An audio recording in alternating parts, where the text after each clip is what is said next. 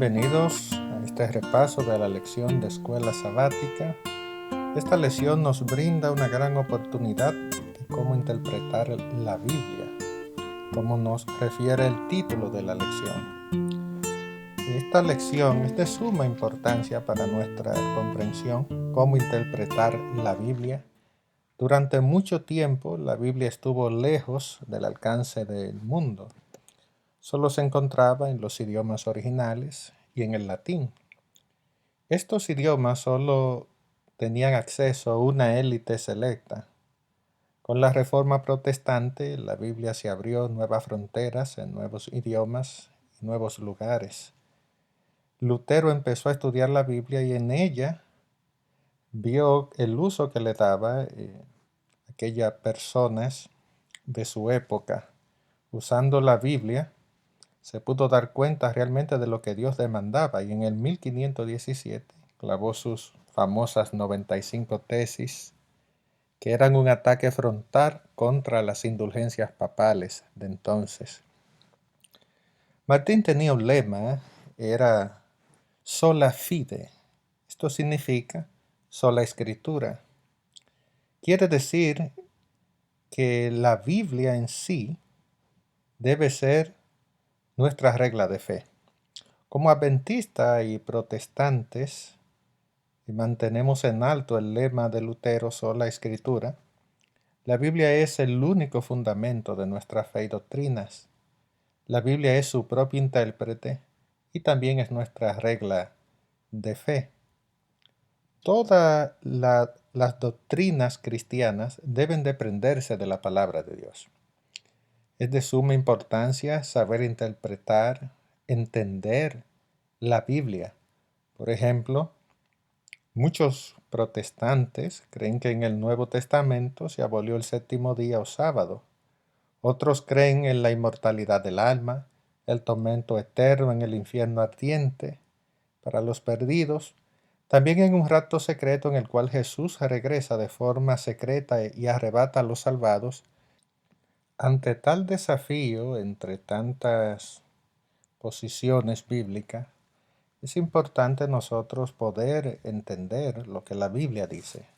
En el siglo actual, la Biblia ha sido distribuida casi al mundo entero. La tenemos de diferentes formas, la tenemos físicamente, electrónicamente, está gratis en muchos lugares en el Internet. Es importante entender lo que dice la Biblia y en el momento en que más nosotros tenemos acceso a la palabra de Dios, es increíble, pero es el tiempo cuando más ignoramos la palabra de Dios. La palabra Biblia viene del griego biblos, significa biblioteca. En realidad la Biblia no es un libro, sino una biblioteca. Esta cuenta con 66 libros, 27 en el Nuevo Testamento, también 39 en el Antiguo Testamento. La misma se escribió en un lapso de 1500 años en diferentes continentes por más de 40 autores. Existen muchos manuscritos de la Biblia y su margen de error es insignificante. Vemos la fidelidad, la confiabilidad de la palabra de Dios. La Biblia se le conoce como la palabra viva, la palabra de Dios. En Deuteronomio 6, verso 4 al 9, allí está lo que se conoce como la Shema judía. Allí nos dice que Israel debía tener la palabra en el corazón, repetirle a los hijos en la casa al acostarse, al levantarse, incluso cuando estén de viajes. También debían escribirle en los postes de la casa. Dios le había dicho al pueblo que si atesoraban su palabra en el corazón le iba a ir bien y su bendición iba a estar con ellos. Todo aquel que atesora la palabra de Dios en el corazón es vivificado por la misma palabra. Isaías 55:11 nos dice que la palabra de Dios no regresa vacía a él, sino que hace lo que Dios decide que haga su palabra. Jesús es la palabra viva. En el capítulo 1 del libro de Juan nos dice que el Verbo se hizo carne y habitó entre nosotros. La palabra verbo en el idioma griego es logos, y logos significa palabra. Lo que quiere decir que Jesús es la palabra viva, es la palabra, como dice allí en el libro de Juan 1, es la palabra encarnada. Jesús es el centro de la Escritura. Desde Génesis y todo el Antiguo Testamento anunciaba la llegada del Mesías y su reino eterno, su ministerio y, como sabemos, su segunda venida en gloria. Muchos preguntan, ¿quién es realmente el autor de la Biblia? En realidad el autor de la Biblia es Dios. Segunda de Timoteo 3:16 dice que toda la escritura es inspirada por Dios.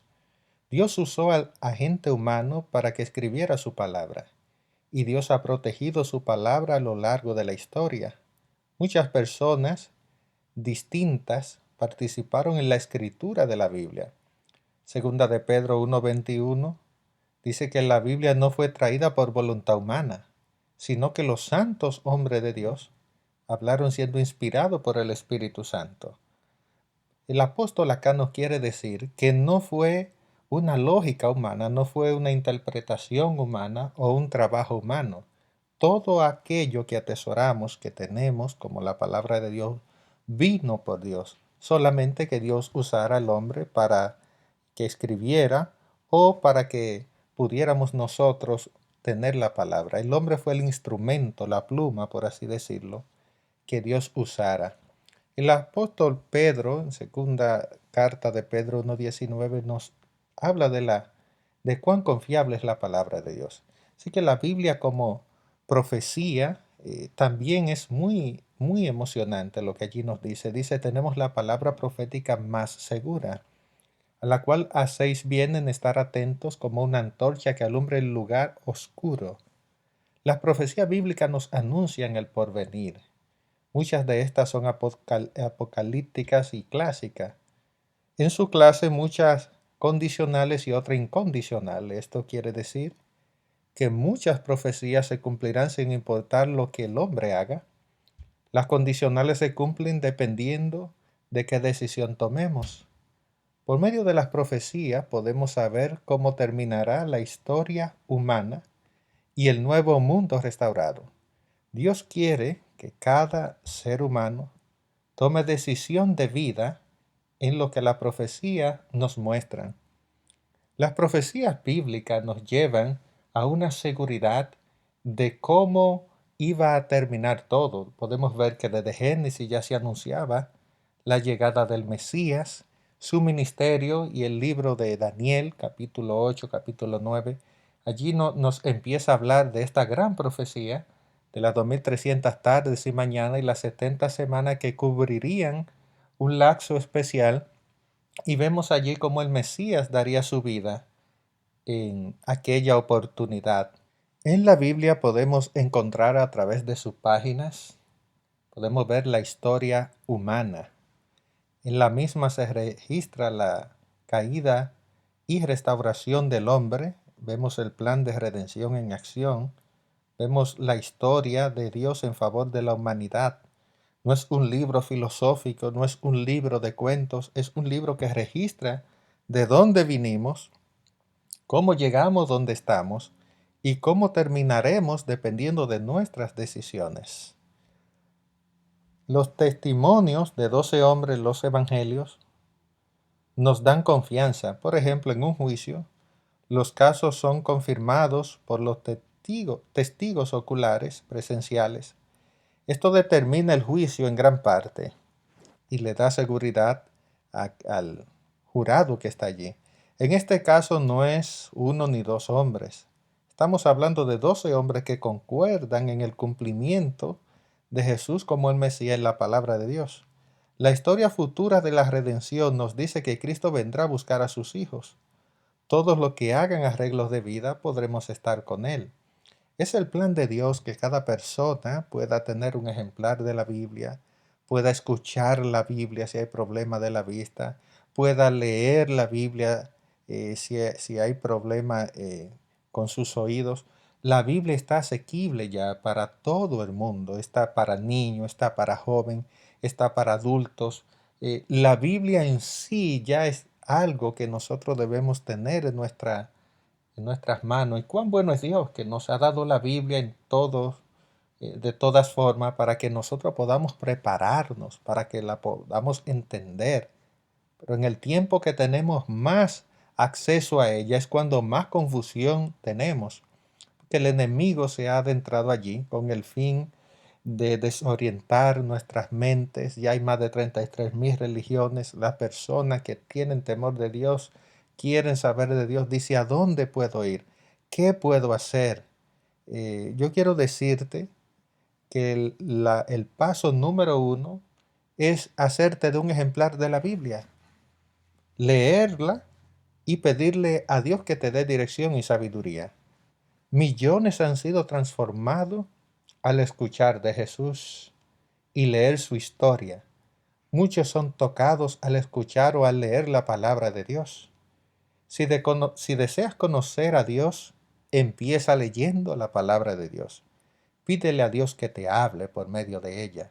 Si sabes qué dice Dios, entonces tú podrás saber quién está con Dios, quién dice estar con Dios, porque la Biblia en sí nos dice cómo nosotros podemos ubicarnos en la creencia correcta. El mismo Jesús diría, el que me ama mi palabra guardará. El Señor nos dejó su palabra como la mayor de las bendiciones, para que en ella podamos leer sus promesas y hacerlas nuestras. Si no tienes un ejemplar de la Biblia, te invito a buscar uno.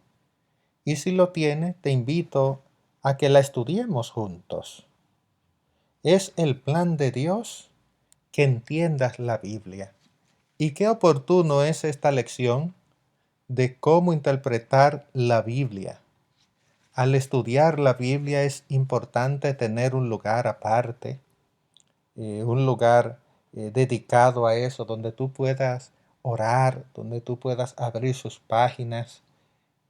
También ya no hay que estar sentado, incluso si tienes una vida muy agitada, pues también la puede poner en audio mientras conduce, mientras limpia en la casa. Dios ha puesto su palabra para que la humanidad le saque el mayor de los provechos. Y es el plan de Dios que entendamos, que aprendamos cómo interpretar la Biblia. Y con la ayuda de Dios en este trimestre, al fin de esta lección, tendremos herramientas para nosotros poder interpretar, entender la palabra de Dios. Que Dios te bendiga y que su palabra esté en tu corazón como una lámpara que alumbra el lugar oscuro. Que Dios te dirija.